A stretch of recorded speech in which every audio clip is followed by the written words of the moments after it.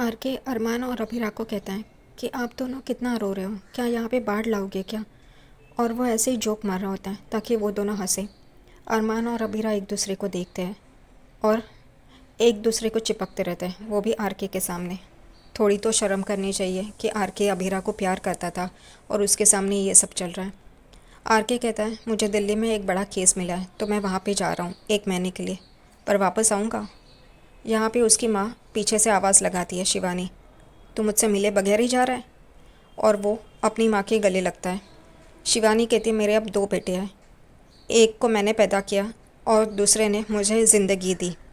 यहाँ पे आर के अरमान को कहता है कि माँ का ख्याल रखना और अभिरा जी का भी। तुम्हारे लिए बहुत मुश्किल होने वाला है आगे, क्योंकि पोद्दार्स को मैं जानता हूँ, तुम्हारी फैमिली को मैं जानता हूँ। इस वजह से तुम्हें बहुत मुश्किलों का सामना करना पड़ेगा।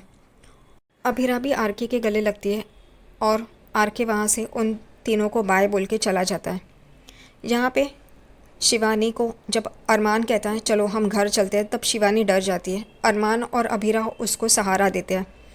जाने से पहले अभिरा उस बेंच पे शिवानी का भी नाम लिखती है और सब लोग खुश हो जाते हैं, क्योंकि उस फैमिली में अब शिवानी का नाम भी ऐड किया गया है। और वो तीनों जन घर के लिए निकलते हैं। अभिरा तो अरमान का हाथ छोड़ने से और उसके गले लगने से और उसको गले लगाने से उसे फुर्सत नहीं है। यहाँ पे घर पे दादी सा सबसे पूछती है और माधव से भी कि अरमान कहाँ है। तभी यहाँ पे माधव कहता है शायद वो चारू को ढूंढने के लिए गया होगा। यहाँ पे चारू की बात आती है तो मनोज, मनीषा और काजल और फूफासा एक दूसरे के सामने झगड़ना स्टार्ट करते हैं। मनीषा कहती है कि आज कियारा के पग फेरी की रस्म है, लेकिन पता नहीं वो मना पाएंगे या नहीं। यहाँ पे फूफासा कहते हैं तुम्हें उसके पग फेरी की रस्म पड़ी है, यहाँ पे मेरी बेटी कहाँ है यही पता नहीं है। यहाँ पे मनोज, मनीषा और फूफासा में बहस होती है। उतने में काजल को कॉल आता है। काजल वो कॉल उठाती है तो सामने चारू होती है। चारू कहती है काजल को कि मैं ठीक हूँ। काजल उससे कहती है कि जल्दी घर आ। वो कहती है हाँ करके और फ़ोन काट देती है।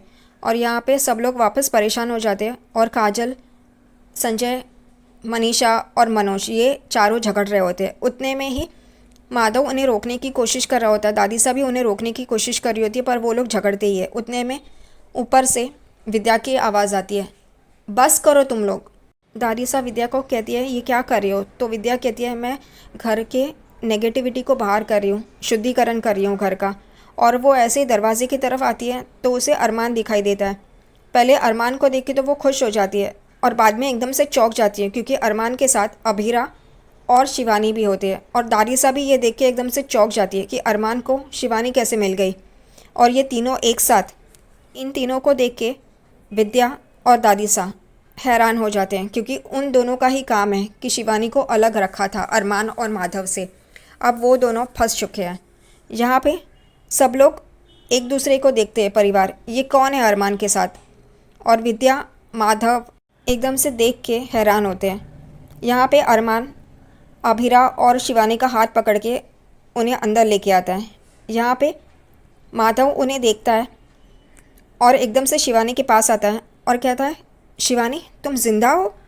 उसे एकदम से देख के चौंक जाते हैं। शिवानी कहती है हाँ करके। और माधव एकदम से उसे, शिवानी को अपने गले लगा लेता है और उसे पूछता है इतने साल तुम कहाँ थी। यहाँ पे शिवानी कहती है इनसे पूछो, और वो उंगली दिखाती है और वो उंगली मासा की तरफ होती है, कावेरी पोद्दार की तरफ। और मासा एकदम चौंक के देख रही होती है। मासा माधव को कहती है और अरमान को मैंने कुछ नहीं किया, मैंने कुछ नहीं किया करके ये झूठ बोल रही है। और उसे शिवानी को थप्पड़ मारने आ रही होती है। तभी तभी दादी सा का हाथ अरमान पकड़ लेता है। यहाँ पे विद्या का बुरा हाल होता है, वो रो रही होती है। अब उसने जो किया है उसे तो भुगतना ही पड़ेगा। कावेरी पोद्दार माधव और अरमान को कह रही होती है हमने कुछ नहीं किया, हमने कुछ नहीं किया। और एकदम से मासा का हाथ कोई पकड़ता है और वो एकदम से होश में आती है। तभी विद्या ने मासा का हाथ पकड़ा हुआ है और मासा एकदम होश में आती है और ये सारी जो बातें अब तक हुई है वो एकदम ख्वाब में देख रही होती है और वो एकदम से देखने लगती है। तो यहाँ पे शिवानी, माधव एक दूसरे को देख रहे होते हैं। माधव शिवानी के पास आते हैं और उसे कहते हैं तुम जिंदा हो, मुझे तो लगा था तुम मर गई हो, और तुम यहाँ पे कैसे अरमान के साथ।